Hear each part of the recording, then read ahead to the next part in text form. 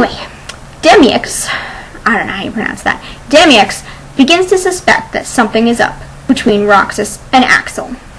Holy crap, they were gay. Demyx shook his head. That was a bit of a stretch. But was it possible? Axel always looked at Roxas a certain way, and Roxas avoided looking into Axel's eyes, like the way someone did when they had a crush on someone. But they were Nazis, and the SS at that. There was no way that they could be gay. But what if they didn't like the Third Reich, something that was often punished by the SS? Well, I think that if they didn't like the Third Reich, they wouldn't have been so overjoyed when they got jobs there. Thanks to this clunky foreshadowing, it's basically revealed that Axel and Roxas will be a couple by the end of this story, which, for the record, cannot come fast enough for me.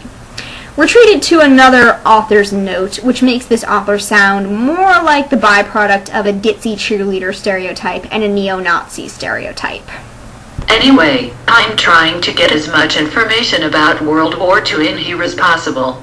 My regular readers know that I took a class on World War II in my junior year of high school, so I know a lot about it, but I realize that not everyone knows as much about it as I do. I hope I'm explaining well enough for everyone to understand. As I've said before, if anyone has any questions about anything World War II related, feel free to message me. And don't limit questions to Nazi Germany. I know a lot about the Pacific Theater and the American side, but my speciality is Nazi Germany. Like, I took world history in high school. I know all about World War II, and I love learning about Nazis. Seriously, why does this image keep popping into my head? Roxas knew that when people learned about this hundreds of years from now, they'd focus on the Jews and only the Jews. They wouldn't know that there were others who had died. That's what the term undesirables meant. And thank you again for the clunky foreshadowing. And thank God World War II happened hundreds of years ago. Anyway, Roxas angsts over being Jewish and possibly gay. He's actually not very sure about that second one. But the readers are. In this story, the author has made him queer as a $3 bill. But homosexuality was completely different from being Jewish. Oh my God. I can't even think of anything to say here. Look at this baby and this kitty. Roxas and Axel spend more time discussing how progressive they are. Not really.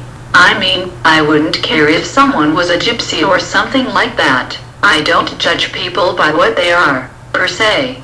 Axel said, I get to know someone before I make a decision about them. Like you, Roxas. We're so open-minded. Let's join the SS.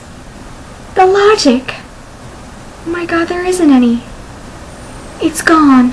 All logic is completely gone. It's gone. One of the things Axel hated about being a member of the SS was the documenting. Hitler wanted every detail of his precious Third Reich to be recorded, and the recording had to be very exact. Yes, obsessive note-taking is what I hate about being in the SS. Not the fact that we're persecuting and killing people, which is like so totally boring. No, it's all this note-taking. How open-minded. This author then decides to treat us to another scene in a death camp, because she wasn't done offending us just yet. This time, the gang goes to a death camp to witness an execution. Why is the inmate being executed? Well, the male inmate attempted to rape a male guard, so that automatically makes him gay, so he will be executed. I wish to God I was making this up.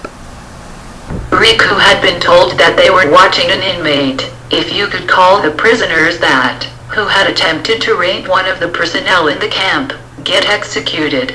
Apparently both the rapist and the victim were both men, so this sent up a double red flag to the Führerbunker. We're treated to every single detail of it, but I'm going to spare you for most of it. You're welcome. Well, anyway. This man has broken 2 rules. He is Jewish, and he has attempted to rape a male guard here in Buchenwald. Oh, Oh, God. Shut up, Ajahn shouted, causing the man to wince in fear.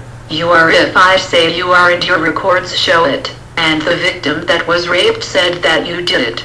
He turned his attention once again to the people before him. It is bad enough that he is a Jew, for we all know that this is the worst sin in the Third Reich. Now, because he attempted to rape a male guard, we know that he is homosexual as well. There is no God. This is the proof. There is no God.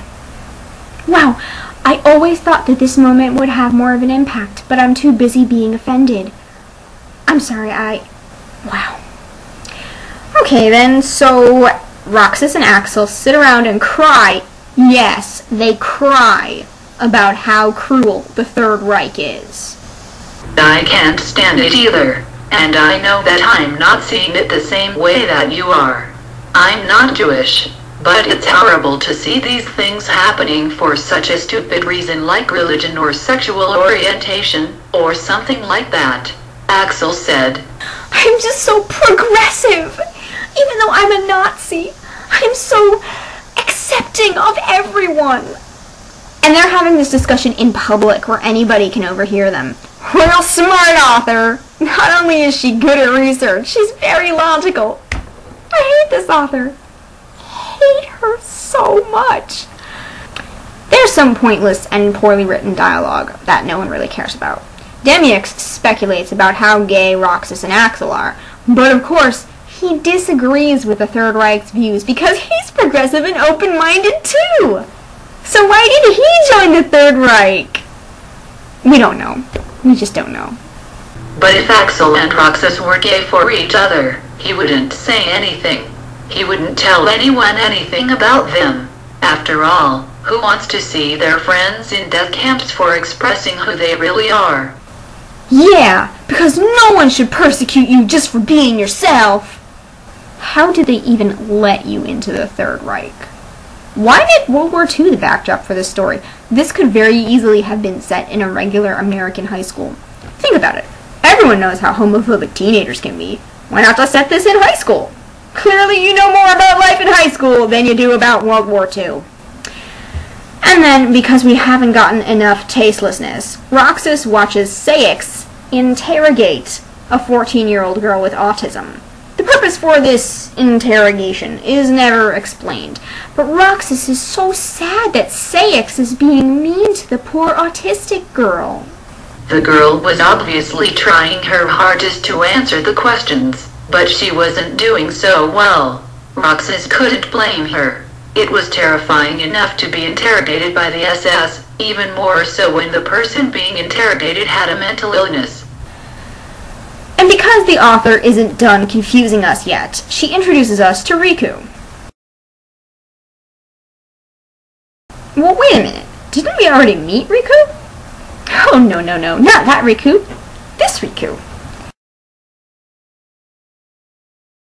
Yes, the blonde with the boobies. That's Riku Triume, or something, from the Final Fantasy games. She's in the story. Not really sure why we need to have two characters with the same name. Oh, wait a minute, it's because this author is as talentless as she is insensitive. So Axel wasn't really happy about the fact that he was the one to round up Jews with a hyperactive blonde. Riku, eager to get the Jews registered with Carrie, left Axel off in the lounge in the second floor under the main level of the Förderbunker. Yep, girl Riku here accompanies the gang on their quest to round up Jews. And she's also real bitchy. So after they round up Jews, our open-minded heroes go to a Nazi rally where they're forced to listen to some Nazi rhetoric that I will not repeat because I don't want to.